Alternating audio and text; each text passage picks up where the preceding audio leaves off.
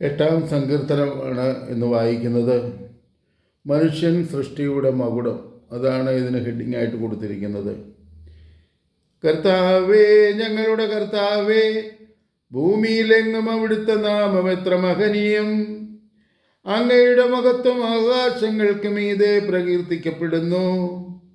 ശത്രുക്കളെയും രക്തദാഹികളെയും നിശബ്ദരാക്കുവാൻ അവിടുന്ന് ശിശുക്കളുടെയും മുല കുടിക്കുന്ന കുഞ്ഞുങ്ങളുടെയും മധുരം കൊണ്ട് സുശക്തമായ കോട്ട കെട്ടി. അങ്ങയുടെ വിരലുകൾ വാർത്തെടുത്ത വാനിടത്തെയും അവിടുന്ന് സ്ഥാപിച്ച ചന്ദ്രനക്ഷത്രാദികളെയും ഞാൻ കാണുന്നു. അവിടുത്തെ ചിന്തയിൽ വരാൻ മാത്രം മർത്യനെന്തു മേന്മയുണ്ട്.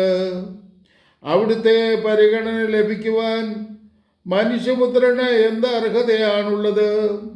എന്നിട്ടും അവിടുന്ന് അവനെ ദൈവദൂതന്മാരെക്കാൾ അല്പം മാത്രം താഴ്ത്തി മഹത്വവും ബഹുമാനവും കൊണ്ട് അവനെ മകുടമണിയിച്ചു. അങ്ങ് സ്വന്തം കരവേലകൾക്ക് മേൽ അവന് ആധിപത്യം നൽകി. എല്ലാറ്റിനെയും അവൻ്റെ പാദങ്ങൾക്ക് കീഴാക്കി.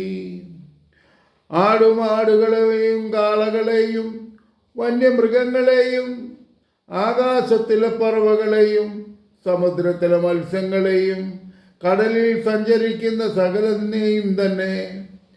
കർത്താവേ, ഞങ്ങളുടെ കർത്താവേ, ഭൂമിയിലെങ്ങും അങ്ങയുടെ നാമം എത്ര മഹനീയം.